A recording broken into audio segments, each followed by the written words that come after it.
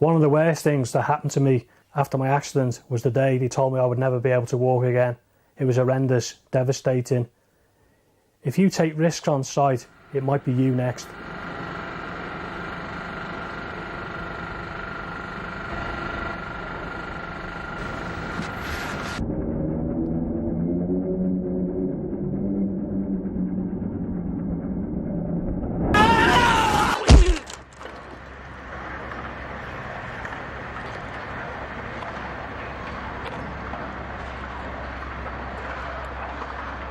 When you're working up high, it's not worth taking any risks whatsoever, because a couple of seconds later, you could be hurtling towards the floor. Just think, is it worth it? What effect is it going to have on your family? Where's the money going to come from? Do you really want your kids to grow up without a father? That's the reality.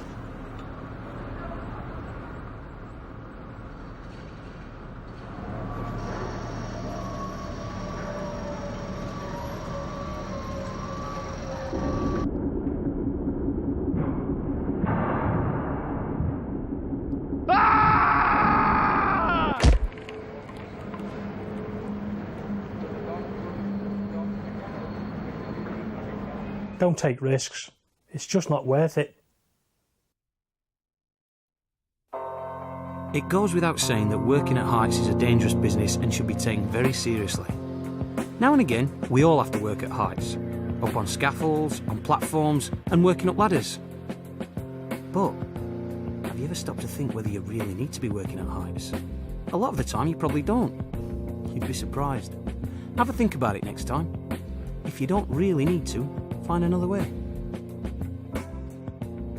Scaffolds and tower scaffolds. You'll see them on just about all of the sites. Putting them together is a big job, and an important one as well. You're best to leave it to those who are qualified. Every work area where you work needs to be safe and completely secure, so it's not worth leaving it to chance. If you're working on a scaffold, check there's a scaff tag that states it's safe before you even set foot on it. If there isn't, ask someone why not. Not just for you, but for your mates as well. You might get away without an accident, but what about the bloke after you? Or the bloke after him? Whatever scaffold you're working on, the platform should have the minimum toe board and 2 handrails. Anything less is not good enough. Let your supervisor know about it right away if it isn't up to scratch. Alterations to any part of the scaffold must only be done by someone who is trained and competent to do so. Same goes for tower scaffolds. Accept nothing less than total safety when you're at work. Ladders are something we probably use all the time, but do we really need to? A lot of the time we reach for the ladder to do work we'd be better off doing some other way, or maybe by someone better qualified for the job. There's no point in putting yourself at risk if you don't have to. If you do use a ladder, make sure you know how to use it correctly. Ask yourself a few questions. Have you made it safe to use? Is it long enough for the task? Do you need someone to help you? It's more than likely some of you have worked on MUPs, or mobile elevated working platforms. If you have, or if you're going to, you must be trained and competent to operate them. One thing you can do is make sure you're using your harness according to the manufacturer's recommendations. It's a simple thing to do, but it can make a big difference. As well as looking out for yourself and your mates, you need to make sure everyone on site is safe, especially when you're working up on a MUP, where you could be dropping tools or materials over another work area. Your best bet is to make sure you cordon off a work area before you start.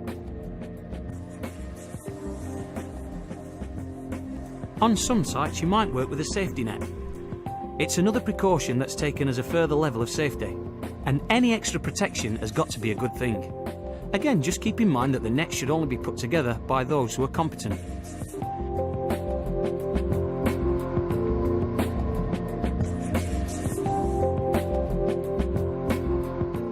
You always see excavations around the sites. They're part and parcel of the work that goes on around the project. Any excavation should be properly protected with barriers and safety observed when working or moving around them. Excavations are potentially very hazardous, with severe drops and pits containing rebar and other very dangerous materials. Safety harnesses should be a last resort of protection when working at height, but if you do need to wear a harness, Make sure you've been fully trained.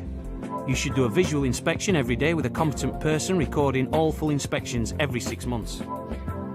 If there's an emergency and you've fallen, it's estimated you'll have about 10 to 15 minutes before it becomes life-threatening and the harness begins cutting off your blood supply.